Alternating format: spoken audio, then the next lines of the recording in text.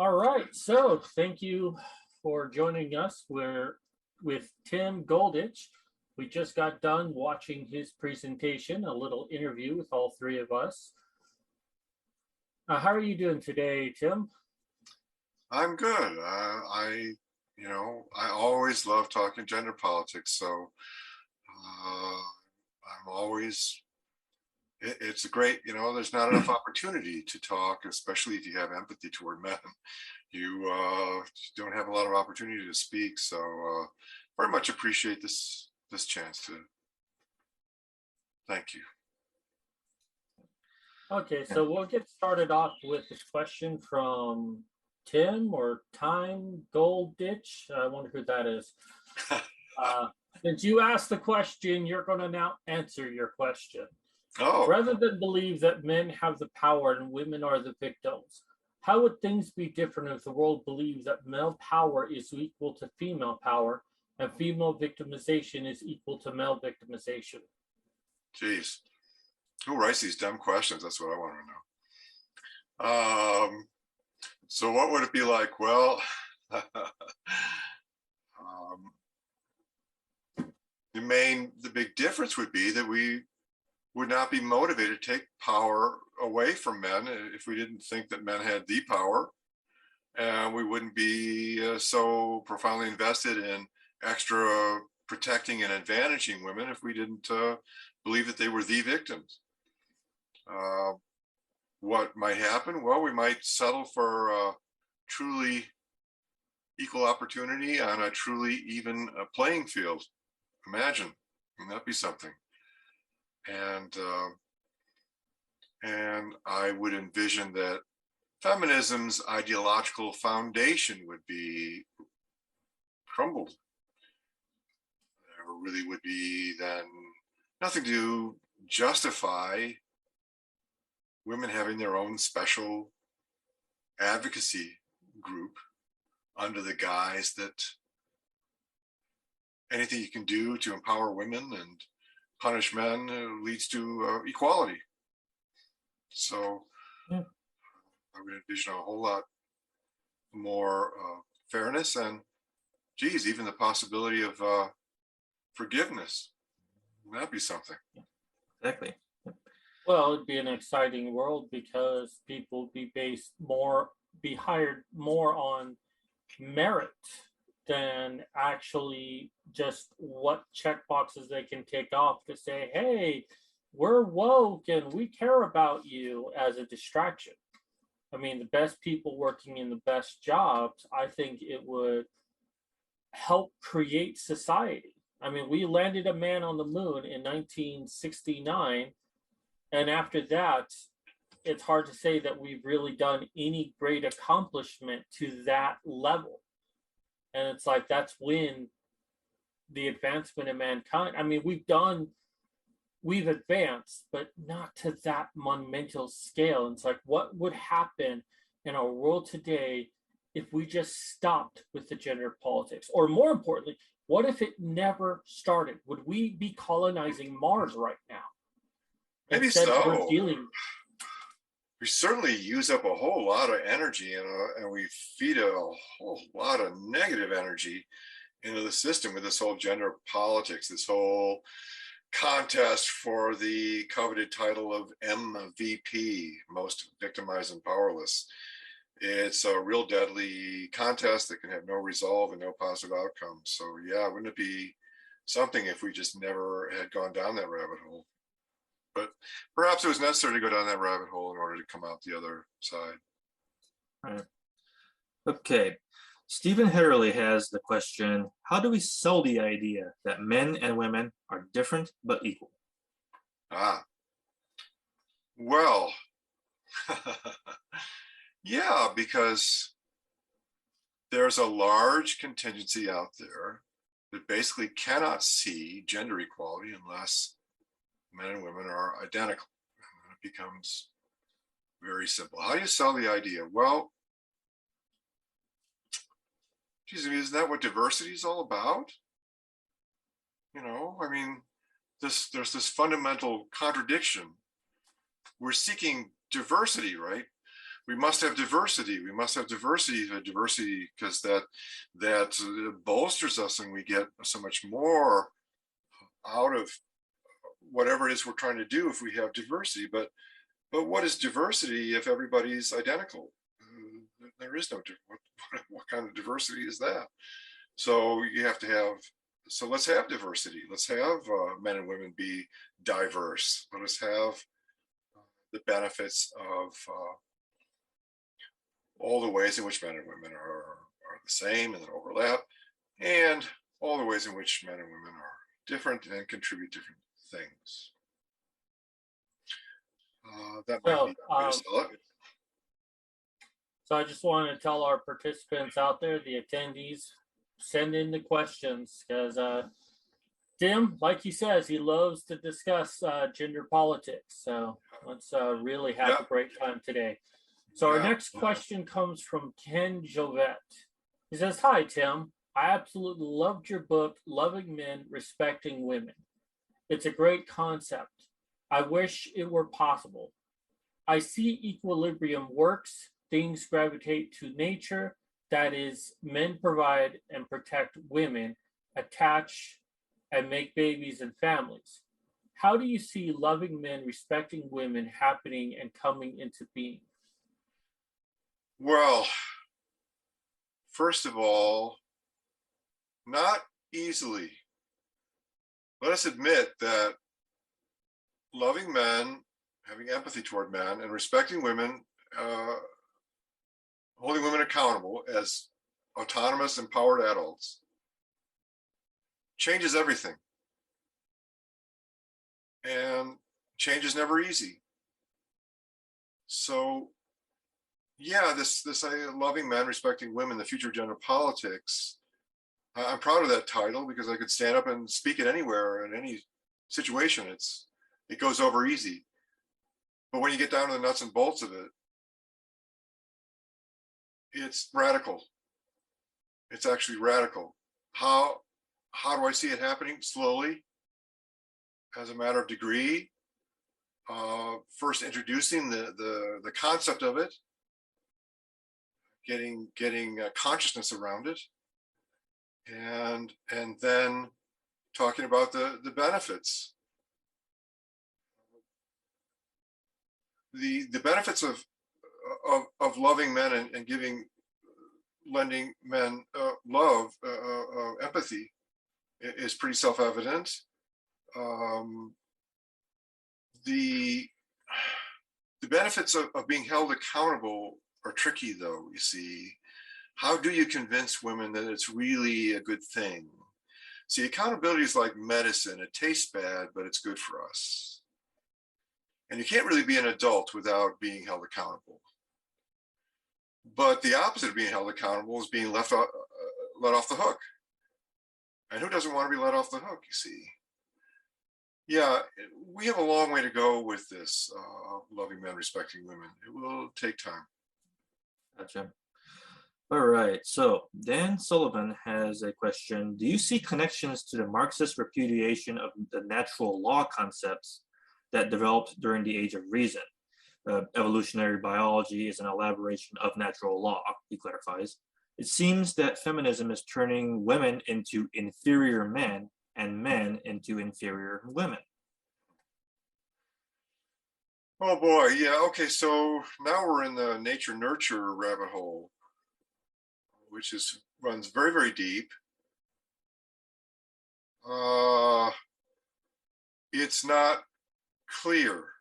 You know, we're living in the time period that we're living in. 50 years from now, we'll be looking back on it with 2020 hindsight. Right now, we're in the middle of it and trying to make sense of it. It's not clear what it means for certain male-female traits to be hardwired. It seems that some, like women as sex objects and men as success objects, appears to run very deep, and it appears to be still operating within current pickup culture, it's a very difficult question. Just because we are able to say maybe culture can circumvent biology, there's evidence that perhaps it can.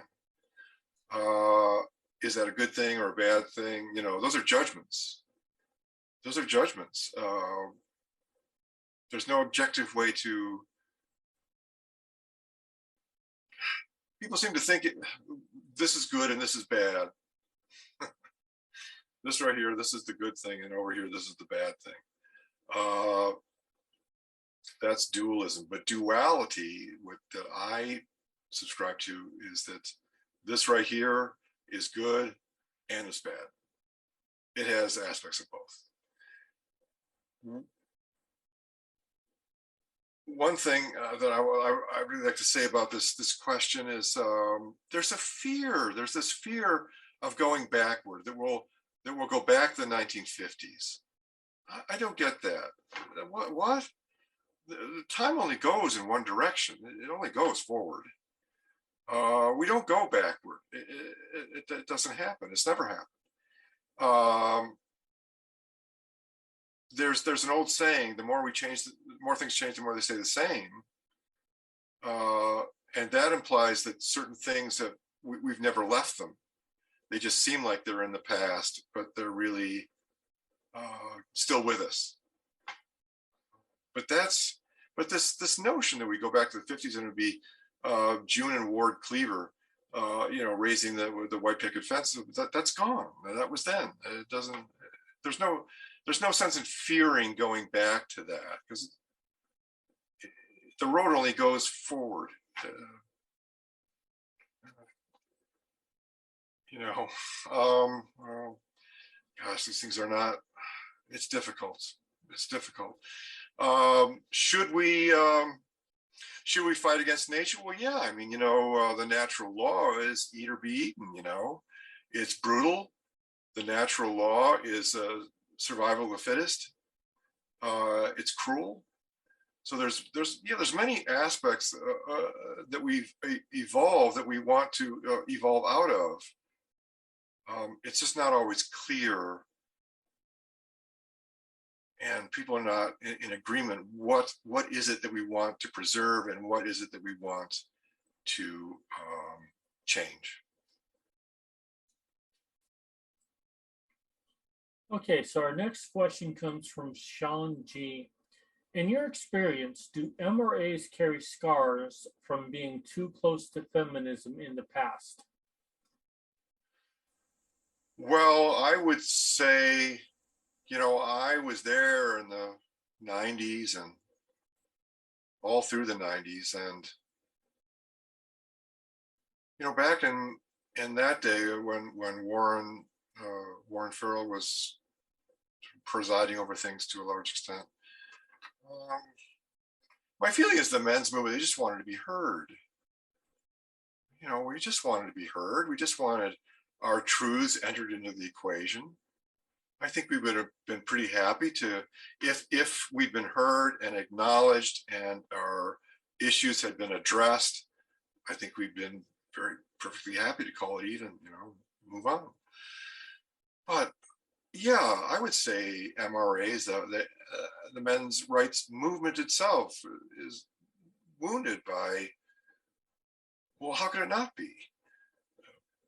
The incredible levels of insult, of accusation, of indifference, of stone cold rejection that male perspectives have received for the last 50 years could hardly not create scars and wounds. But I think it's our obligation not to act out of those wounds, but to rise above. Sure. Yeah, Shanji asks another question. If there were no grievance industries stoking up hostility and discontent, everyone would surely be a lot happier. Isn't this what men and women have in common? An interest we should share in making a world a better place? Yeah, I mean, this is one of the reasons why I go on in such detail about the adverse effects of feminism on women. We really need to understand that our goal is not so much just to help men, but to help humanity. We need to understand feminism is, there's no other word. It's mindfuck. It's incredible, absolute mindfuck for women. I mean, it tells women that they're the powerless victims in all things, which is emotionally self-fulfilling, and it's living a lie. It's just on and on and on. All the poison that it feeds women, and the self-righteousness that it instills, which is poison, and the idea that the women's legacy is just property and chattel. It's poison. All this stuff. So what I envision equalism as something that, makes a world a better place for both sexes.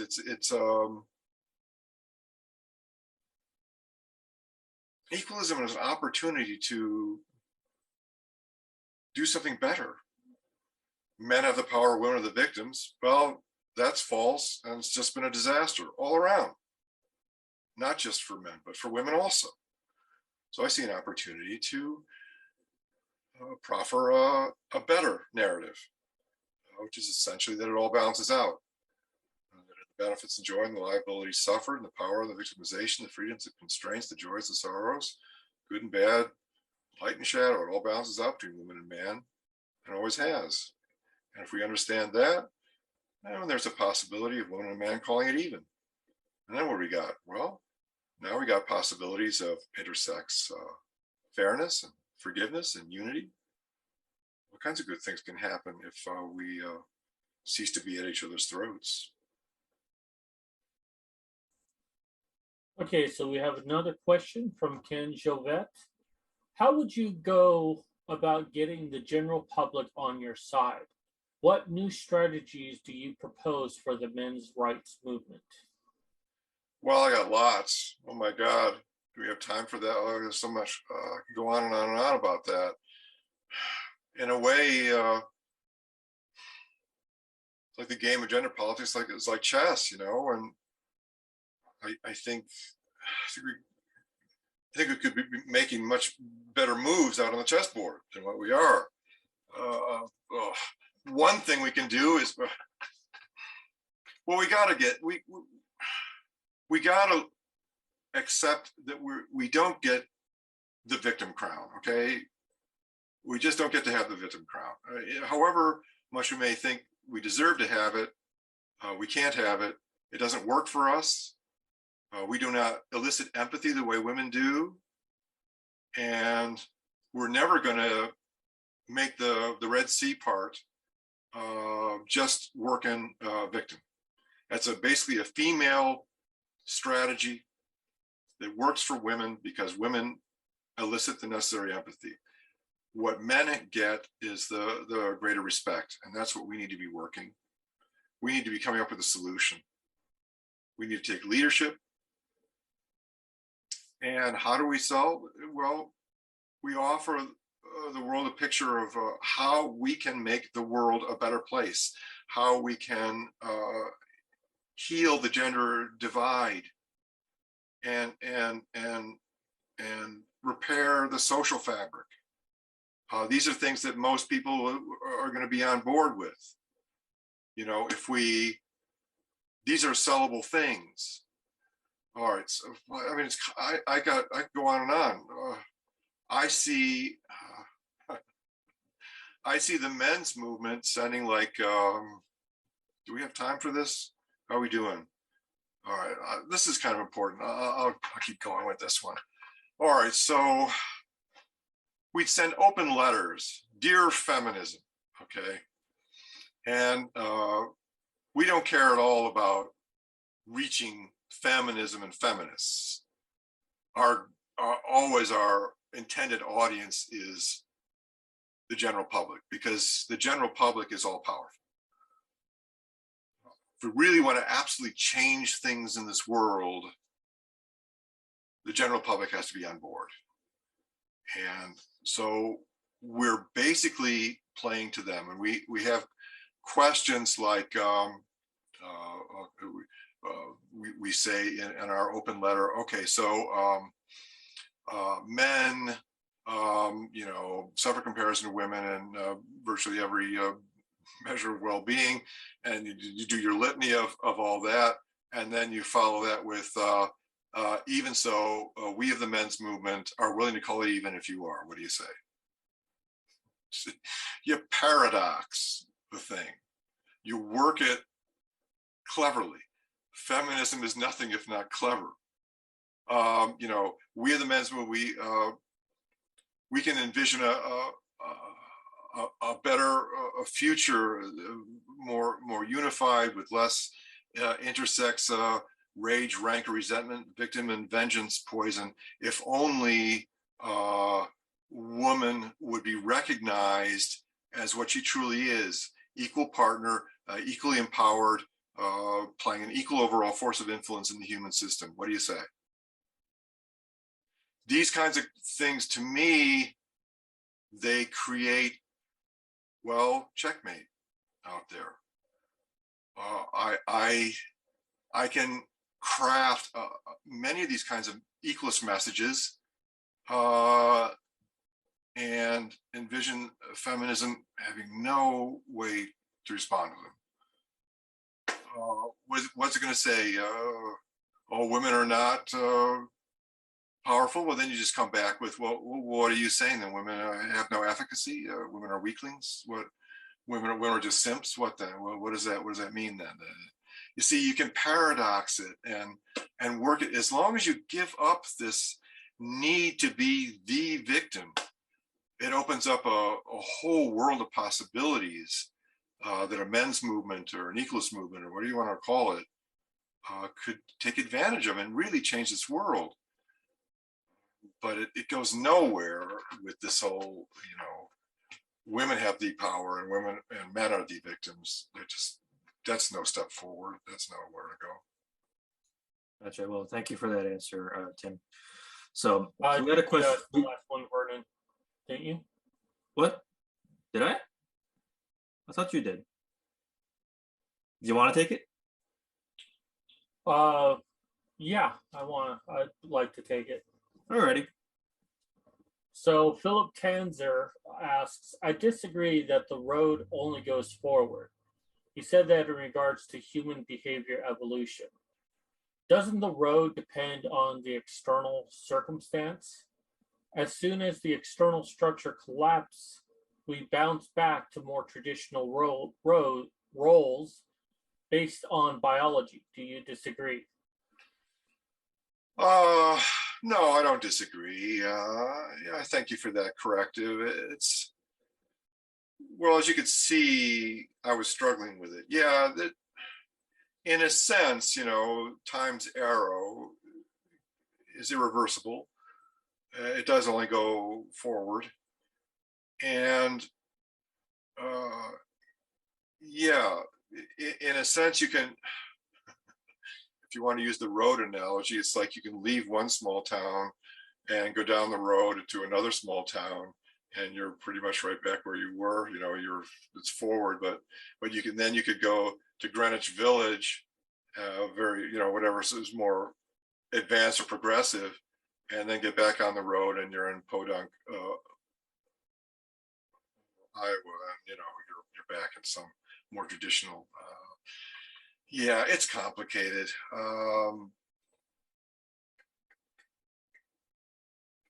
Yeah, there's a strong possibility. If there's an economic collapse, if there's some kind of cataclysmic event, the sunspot comes and fries out our whole electrical system. Lots of these things. Yeah, we may find ourselves back in a place where the primary need for men would be their physical size and strength, because the technology didn't work anymore. Anything's possible that way. All right. Well, let's get some more questions in. Thanks to everybody who's been asking so far. And so before we started this webinar, we kind of had a chat about, well, I want to bring this back up. So let's say we did call it even, right? And we're living in that reality tomorrow, and things are kind of equal between, equal in the way we say it, between men and women. So what are we going to do on that first day? What do you want to do on that first way, Tim? Celebrate, the day that woman and man calls it even. That's not really the end point, though. That's really a new beginning. We start all over, and the gender political issues keep right on going. You still got anorexia on one hand and steroid abuse on the other. You still have these issues, and they don't decrease in severity. But what happens is the attitude toward all these gender political issues immensely improves as we now look at all of them as matters of shared responsibility.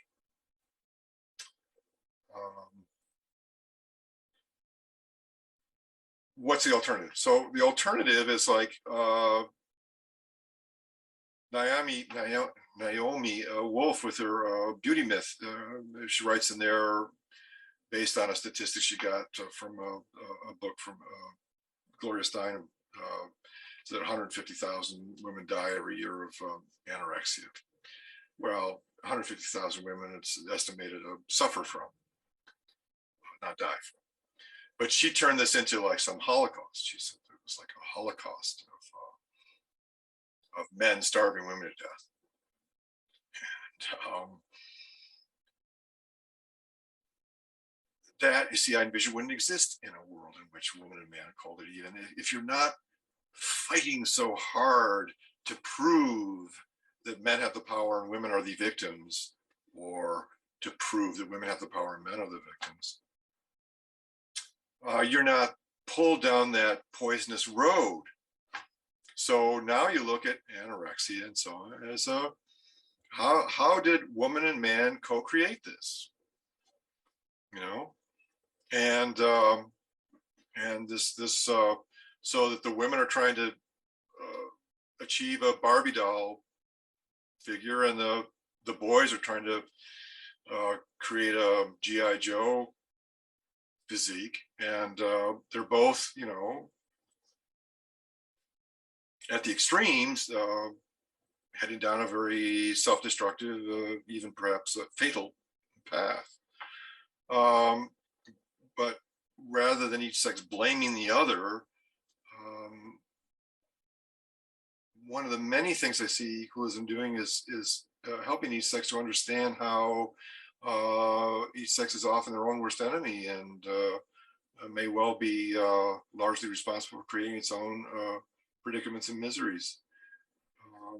And when we look at how men influence women and women influence men, we could see a wheel of complicity that goes round and round and round, whereby man applies his force of influence on woman, and in turn woman applies her force of influence on man. But you see, it's co-equal.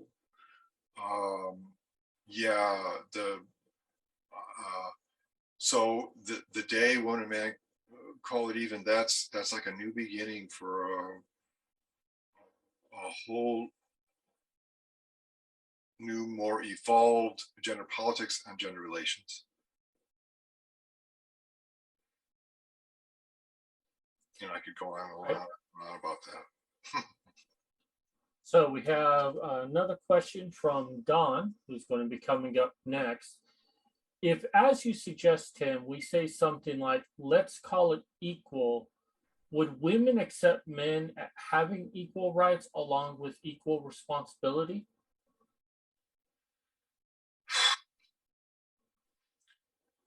I don't know what women will do or not do. Could you give me that question again? What was that? What did Don say? What Don said is if, as you suggest, Tim, we say something like, let's call it equal, would women accept men having equal rights along with equal responsibility? If if we realized that equality between the sexes is and has always been so, if we understand that men and women are and have always been equal partners in the human system, then we can hold men and women equally accountable, and we can empathize with each sex equally. All right? That is the vision of equalism.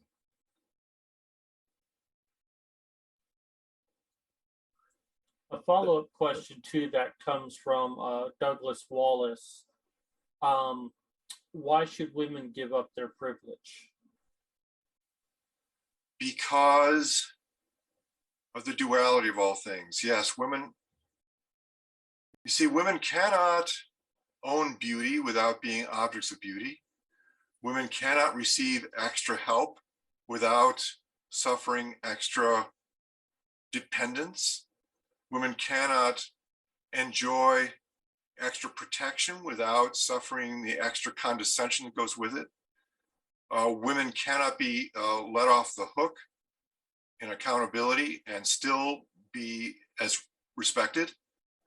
Women cannot wield victim power and be respected.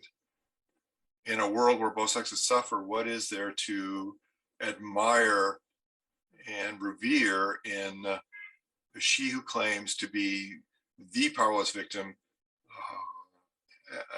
and deserving of all empathy, all caring, concern, compassion directed exclusively to her? How could you ever respect that? So women may give up their privilege when they understand that it comes at a cost. Same with men. Same with men. I see everything in gender as mirrors.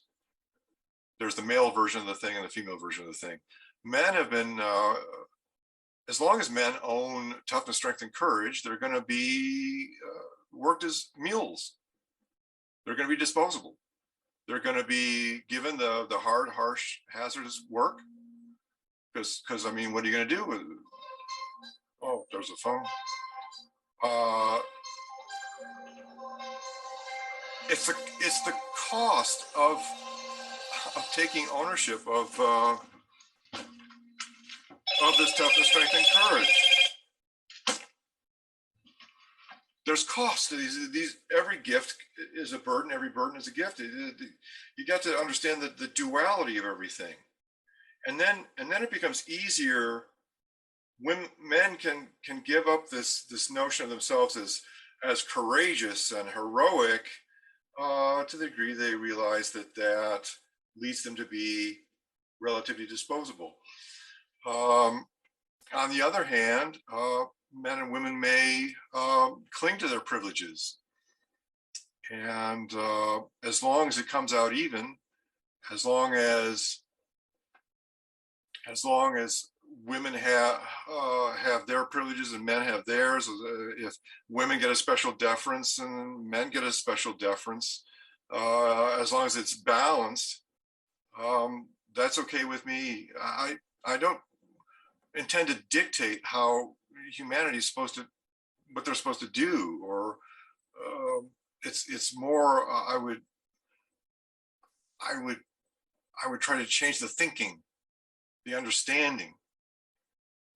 I think that just understanding that it all balances out takes us way down the road toward causing it to happen. Yeah. We kind of submitted some two different scenarios, like one in which we're more understanding of the disparities between those sexes, and the other where another version of calling it even, where we're just kind of clinging to our privilege. So I mean, I like to think this is an easy answer, but which do you prefer out of the two? I prefer the one that's most true, the one that's deepest in truth. So I would object or at least warn about social construction, social engineering. I'm basically of the opinion that humans are not wise enough to do that, to engineer these things, and I'd be content to go with whatever is true. If men and women are essentially the same, if that's what's true, run with it. If men and women are really very, very different, and that's reality, and that's what's true, accept that, go with that. Do you think people will be making different, diverse choices depending on what they think is true? Sure. Assuming, yeah. So yeah, right. One of us looks at the big picture of society, and I try to analyze the big picture according to theoretical constructs. What is happening here? What is causing these large scale cultural shifts and differences and conflicts, and how do we get where we are? And then there's the individual level, which I have no opinion of. I mean, if a particular man, a particular woman want to reverse roles, well, fine. You know, I have no intention of interfering with anybody. So we've asked you a lot of scenarios and how you would go about doing things, but let me ask you this. What is the likelihood that we can get to a truly egalitarian society, and how long do you think how long until it actually happens? Yeah, basically short answer, I don't know. I wouldn't really expect to live to see it.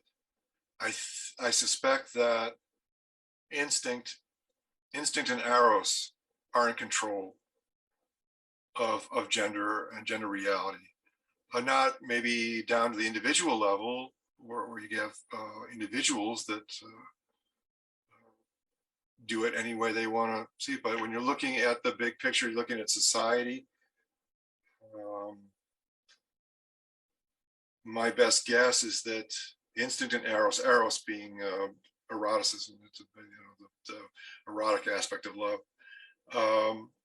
You see, that comes into play because this whole notion that men have the power, women are the victims. You see, that's in a very real sense, that's an erotic story.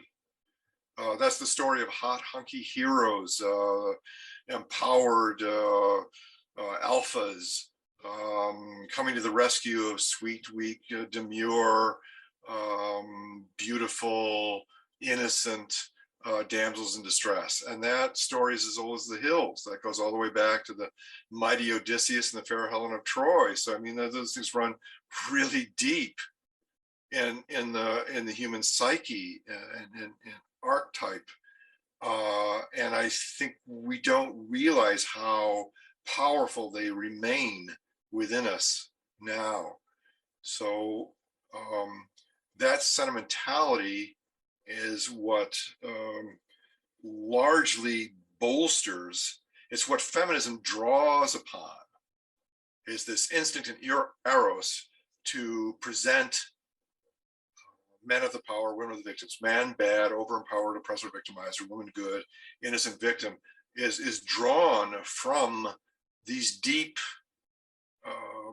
archetypal instinctual elements. And that's what makes it so powerful. That's why it trammels all over truth and fact, and because these instincts have a deeper grip on us than logic, fact, and truth. So I don't know. I don't know. All I can do is present a vision of this future. I can't cause it to happen. I can offer it. I can say, look, here's where we could go, and here's why it would be better. Here's the value of changing into this ways. But humanity then will do what it chooses to do. It's like you can open the door for men to be more loved and lovable, and you can open a doorway for women to be more respected and more respectable. But all you can do is open the door. The people have to choose to go in and women will have to choose to give up this victim power. Men will have to choose to give up this invulnerability, and they may not choose that. I don't know. Okay, well, I think that's going to about do it for us today. I thank everyone, all the attendees asking questions, and I thank you, Tim Goldich, for providing us some rock solid answers today. And you've given us a lot to think about. What are some ways that people can find your stuff? Oh, well, you can always just contact me. My email address, it's just tagoldich@hotmail.com. So again, TA, that's Timothy Austin, tagoldich@hotmail.com. And you can find me on a Facebook page called We Are Gender Equalists. And I have a website that's simply called timgoldich.com. And I'd love to hear from people. So awesome. Awesome deal. And we've got Don Laufendale. Yeah, Laufendale. Sorry, I have problems pronouncing people's names sometimes. So he's coming up in about 20 minutes, and then we're going to be doing his live Q&A after that. So we look forward to seeing you all there. Thank you, everyone, once again, and thank you, Tim, for joining us today. I hope you have a good day. Thank you, Chris. And thank you, Vernon. I so appreciate it. Absolutely. It's good to talk Very to you. kind. Thank you. Take care. Bye.